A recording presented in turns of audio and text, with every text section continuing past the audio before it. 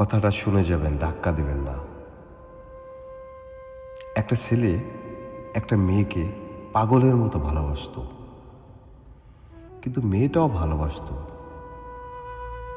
যখন প্রথম তাদের ভিতরে রিলেশনটা হয়, তখন দুজনের ভালোবাসাটা খুবই গুরুত্বপূর্ণ ছিল।